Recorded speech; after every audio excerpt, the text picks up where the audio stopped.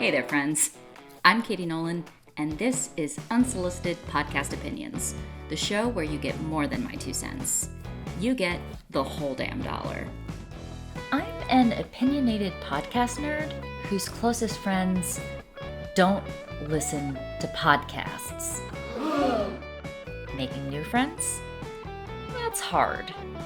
Making a podcast where I can channel all of my thoughts and feelings? That's not quite as hard.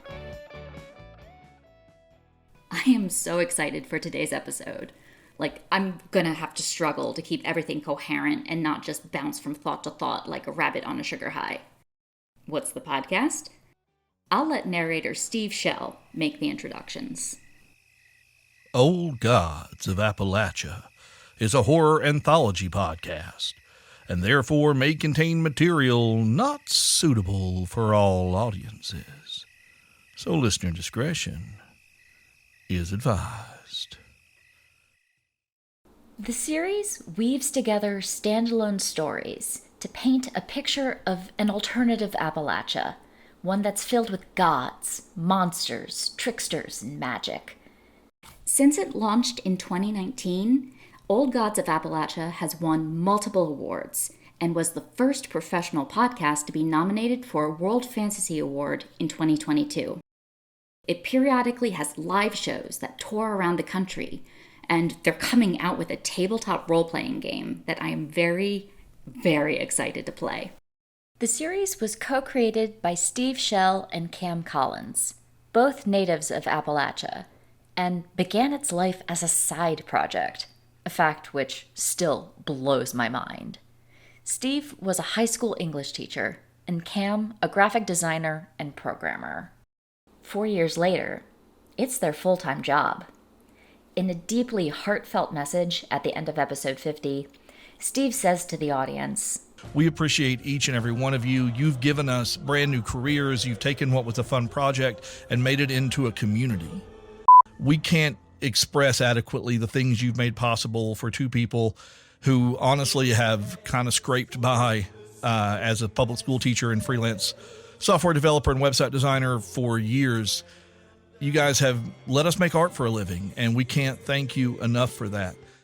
For me, Old Gods is a podcasting role model, both professionally and creatively. It's a really inspiring example of creating a business that aligns with your values, and the stories it tells demonstrate just how powerful horror can be. let's start with their business model. Once upon a time, I wouldn't have really cared about it. But as someone trying to find their place in the world and a source of income after leaving big corporate media, let's just say it's extremely relevant to my current interests. Old Gods of Appalachia isn't backed by any major industry player. It's not funded by Spotify, it's not an Apple original, it's not by Audible or iHeart. It is wholly owned by Steve and Cam's company, Deep Nerd Media. From what I can tell, they've relied on their community of listeners for funding right from the beginning.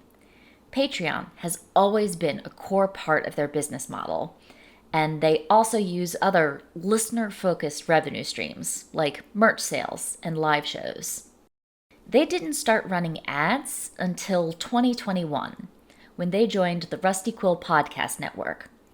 Rusty Quill now handles their distribution and ad sales. Ads are clearly where the real money is. Once they joined Rusty Quill, Steve and Cam were able to make Old Gods their full-time job. I don't think they could have done that on Patreon and merch sales alone. But their relationship with their audience is still the core of their monetization strategy. Unlike a larger company, iHeartMedia, Rusty Quill knows the Old Gods audience. They aren't going to offer garbage ads for gold investment scams. Side note, it is wild to me that Behind the Bastards is a huge success for iHeartMedia, and yet iHeart still doesn't bother tailoring ad sales to the podcast audience. You're seriously going to air a recruitment ad for the Washington State Highway Patrol on a podcast where the entire production team are openly police abolitionists. Like, really? Anyway, my point is, Old Gods hasn't had to chase big corporate money to be financially successful. Now, I don't know if they're bringing in enough money to buy a house or pay for a college education, but it's enough to sustain themselves, a rotating cast of actors, and pay for cultural sensitivity consultants, which is what I find most exciting and inspiring. In their Season 2 Q&A retrospective episode, they shared why they wanted to hire cultural sensitivity consultants. Appalachia, while not like openly diverse, has a lot of stories that don't get told, and we wanted to tell those, but we also wanted to stay in our lane culturally. I can tell the story of black miners murdered by a mining company, but I can't point of view right from like a young black miner coming to Appalachia writing about what that's like, because I have no idea what it's like writing as a person of color. I'm a white cis dude who grew up in Appalachia with every golden ticket I could have punched. Cam also shared a story of how they made the show so much better with just small attention to detail. I've edited the soundbite a bit for clarity. There's a scene where when Melvin first meets the Underwoods, and Ms. Underwood's daughter is like, "Do you know who that is? That is my mother." And when we had originally written it, we had written, "That's my mama." And they kind of walked us through it and explained, this is the matriarch. This is the head of this family. Someone, she treats with the utmost respect. And she's talking to a stranger, not just a stranger, but a white stranger. She's not going to say my mama. She's going to say my mother.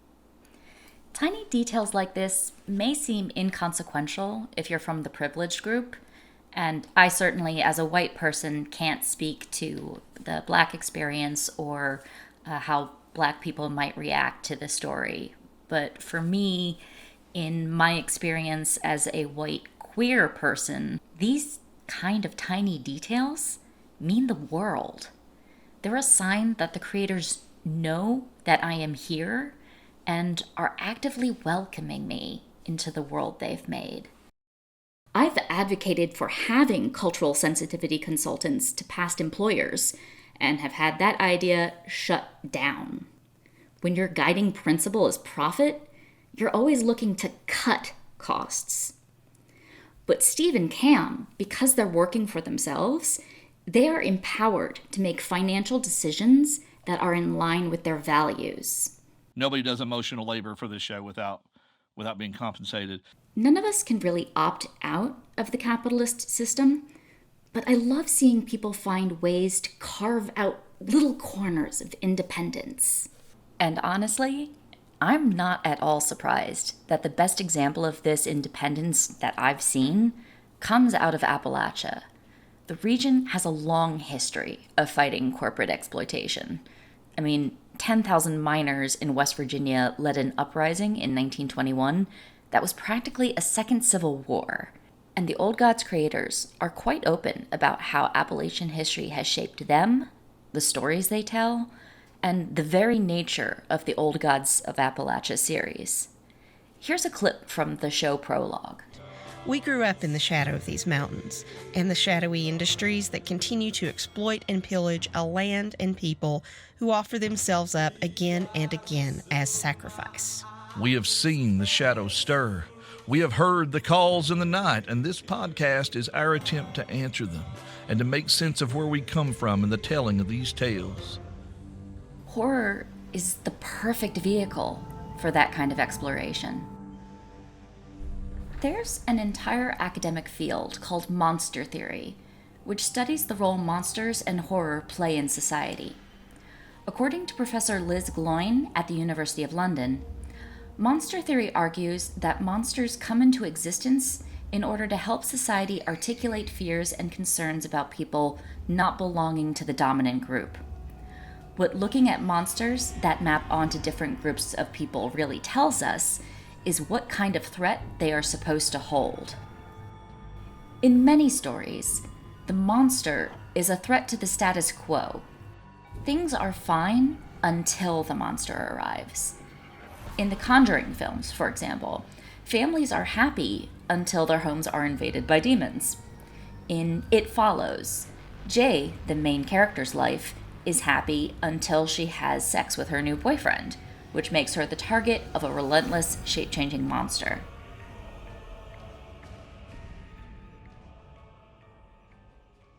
Old Gods of Appalachia is different. It's part of a subgenre known as eldritch horror, or also known as cosmic or Lovecraftian horror, after the famous author and flagrant racist H.P. Lovecraft. Mary Enger, author of Where Black Stars Rise, describes eldritch horror this way.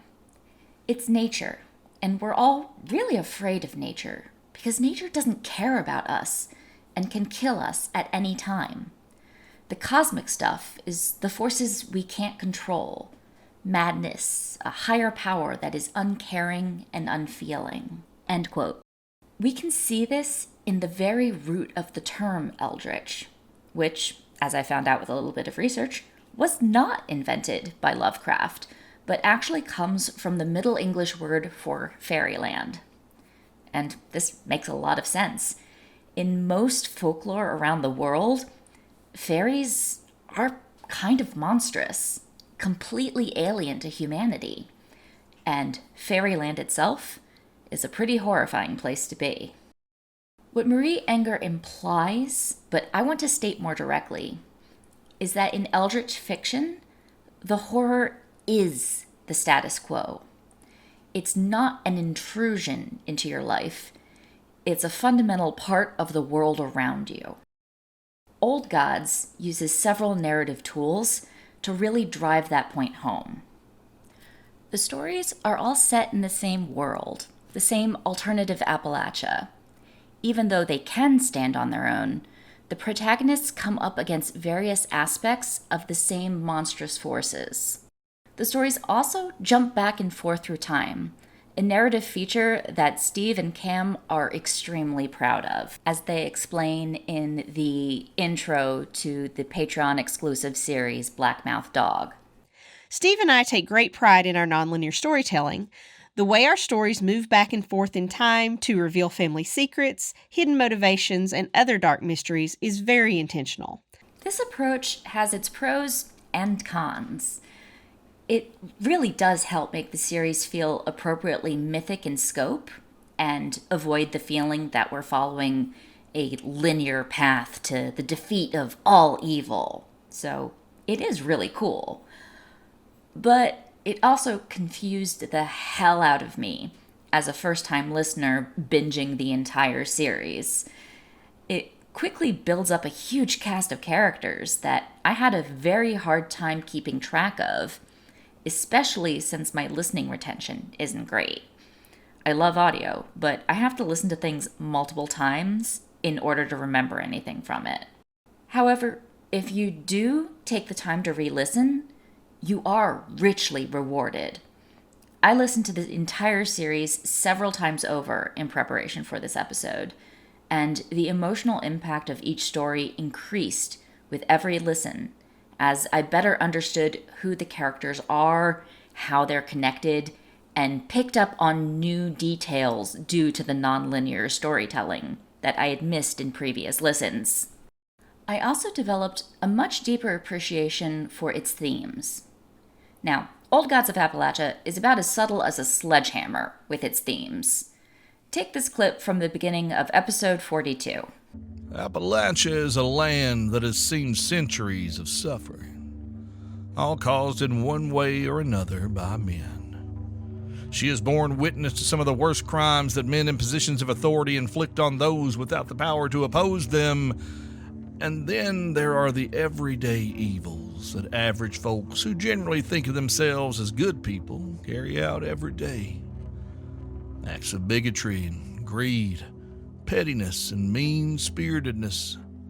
The folks on the receiving end of these injustices, both great and small, tend to be those who have been pushed to the margins of our society.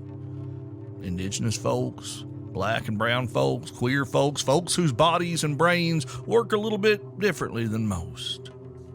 It is a land where for far too long, too many people have struggled, while those who could choose to do the right thing, to share the wealth they have amassed with those who sacrifice their youth and their bodies and their time to produce the goods that afford them their comfortable lives, look down upon them and simply turn away. So yeah, subtle it is not. But at the same time, the series is incredibly nuanced. Heads up, the rest of this is going to involve some minor spoilers.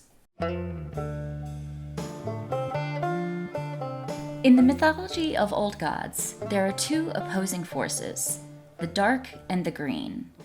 The dark is connected to corruption, greed, and the capitalist class, while the green is connected to life, growth, the working classes, and those who have been historically disenfranchised.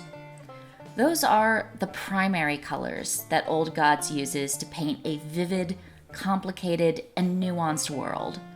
One that's honestly too complex to unpack in a 20-minute episode.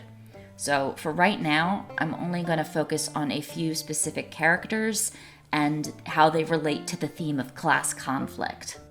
Old Gods of Appalachia is the only work of art I've encountered so far that I feel really captures the nuances of American class conflict.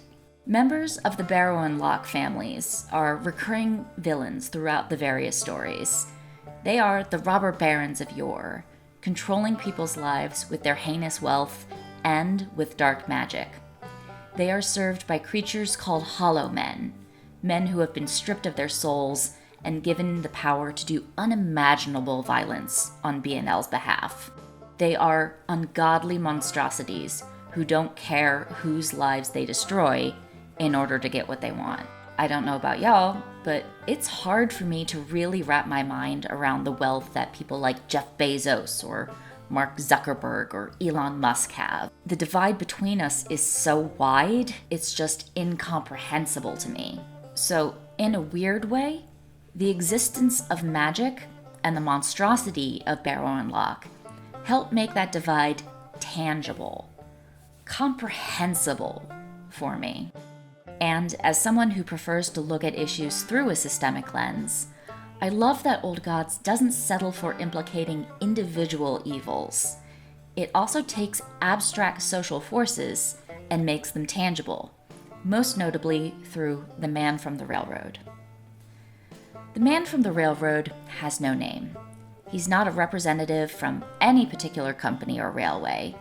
He speaks of progress, ever onward, ever forward, while mercilessly and a little gleefully destroying lives. He represents the dark side of technological progress. In the episode A Bad Night for Hollow Men, two of the Hollow Men have a vision when they look into the Man from the Railroad's eyes. That would be a very bad idea, my friend. Look at me. See me. Erskine and White did look, and they did see. What they saw would have stopped their hearts if they'd still been beating, would have baptized them anew in darkness if baptism could wash away what was already inside them. They saw the land split by iron tongues. They saw men work to pulp driving spikes and laying rail. They saw the avarice and greed and the ever-growing power of the railroad in this man's eyes. We understand each other now, yes?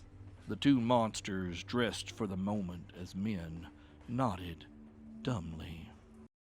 Another side note, but God, I fucking love the sound design in this show. It is, hands down, the best sound design I have ever heard. Oh, God, I wish I had time to go into it, but I don't, so put a pin in that. Maybe I'll come back to this series later. Anyway, BNL, Barrow and Locke, and the Man from the Railroad are eldritch horrors. They can't be defeated, they can only be delayed.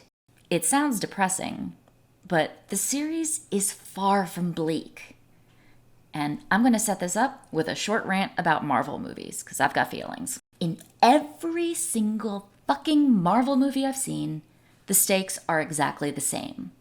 The world is in danger. Or, if they're feeling really spicy, the universe is in danger. Reality itself is in danger.